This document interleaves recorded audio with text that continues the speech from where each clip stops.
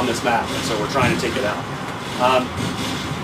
Right now there's only 2 players on screen, but you can see a lot of NPCs fighting each other. In most games, NPCs are all just sort of standing around waiting for you to kill them. In our game, they're always doing something. There's a war going on, so they're fighting that war. They're programmed to fight each other. They're programmed to seek out and hold control points. They're controlling, they're ambushing. They're always doing something. They're never just sort of standing there. You'll also notice that as Victor's been fighting, he switches up his weapons. And one of the things we borrowed from shooters is that there's no best weapon for the game or even the best weapon for your class. There's the best weapon for the situation you're in.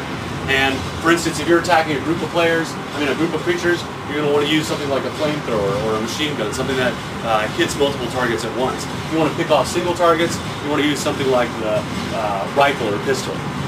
And even though this has got the front end and the pace of a shooter, it's still a role-playing game that's hard. Your character gains experience, builds up levels, invests points in skills, and those skills then determine what kind of weapons I can use, how good I am with those weapons. But then we've seamlessly mixed some real-time elements too, like whether I'm standing still, whether I'm running, whether I'm walking, whether I'm crouching down. All those things factor into it. In addition to the different weapon types, all the weapons come in different damage varieties, and those are everything from cryogenic to incendiary to poison to electromagnetic pulse to laser, and those are all linked to gameplay as well. So if I'm fighting a robotic creature, using my poison grenade launcher isn't going to do me much good. So I want to switch to my electromagnetic pulse rifle, and vice versa. If I'm fighting something organic, an EMP isn't going to do me much good, so I want to use my poison. We're also trying to make it so the creatures aren't just what we affectionately call attack magnets. That they all have interesting behaviors associated with them. So there's healers. There's that big stalker that they just fought. It's got a variety of area effect weapons that it'll use if you don't take it out quickly enough. So you want to maintain distance from him. And things like the shield drone that are spawned with squads of enemies, and those protect them and make it harder for them to hit. So you want to try and take out that shield drone before you're taking out that squad, because it'll make it easier, faster to take out that squad. Again, trying to create a bunch of different strategies that the creatures use. Now Victor's kind of muscling his way up this hill. Oh, and he just uses lightning bolts. And in addition to like traditional weapons like rifles and machine guns and things like that, you have these alien powers that you're granted by the good guy aliens who've kind of been wiped out by the bad guys. Another example of strategy involved, this guy's got most of his weapons and sensors on the front, so you want to get your buddy to distract him while you're attacking him from the rear.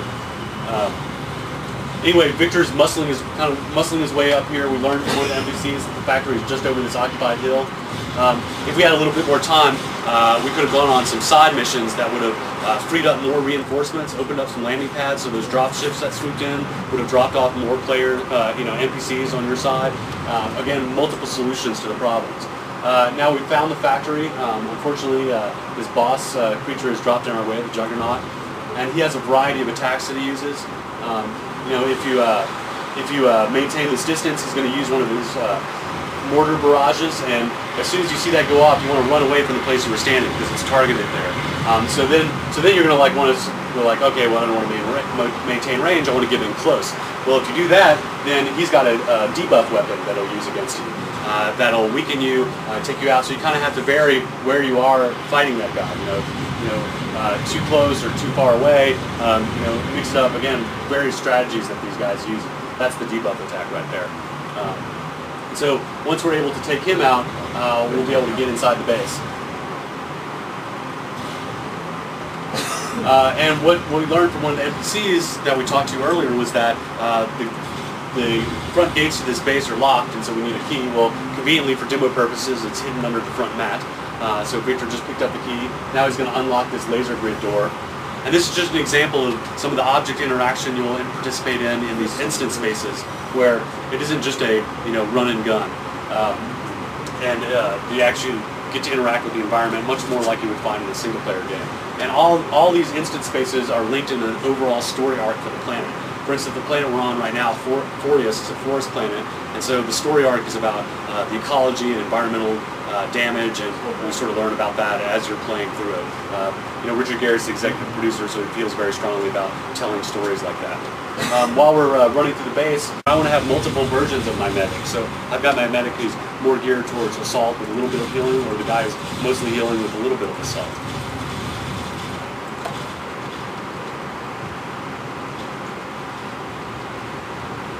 You can see Victor's been picking up loot as he's been going along. The creatures drop everything from ammunition for all your different weapons to different weapons, and the rarity of those weapons depend on the difficulty of the creature you're fighting. They'll drop pieces of armor, etc. Players can also manufacture weapons and armor or modify weapons and armor, but all the crafting in the game is combat oriented. You're not going to be making any chairs in this game unless those chairs happen to explode in interesting ways. So now we've found the machine that the NPCs were talking about. You can see the zombies are kind of filing out from the machine and going to the teleporters out to the front line, part of the army of the bad guys, the Bang. And so what we learned was there was a weak point in this machine, and all interactive objects in the game, monitors, key panels, etc., can be targeted just like a creature. So Victor's going to explore this machine and try and find the piece that he can target, which he's now found, and that's the fueling capsule. And now he's going to take that out while his buddy is protecting him from the guards.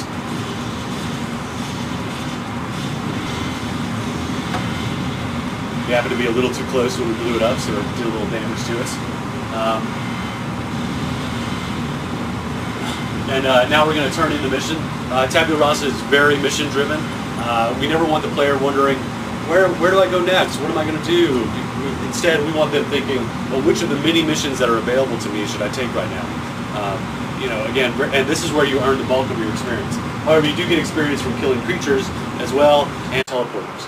And we believe that it's a lot of fun to explore maps the first time. But after that, going over the same bit of territory just to get from point A to point B isn't necessarily fun. So what we've done is scattered throughout the maps are these teleporter paths. And as soon as you find one of them, it's automatically added to your network of teleporters. And that way it allows you to instantly move from one part of a map that you've already explored to another. So now we're going to take the teleporter to the main human outpost on this map. Again, this is a shared space. You're going to encounter other players at random here. We're going to move out to the front lines.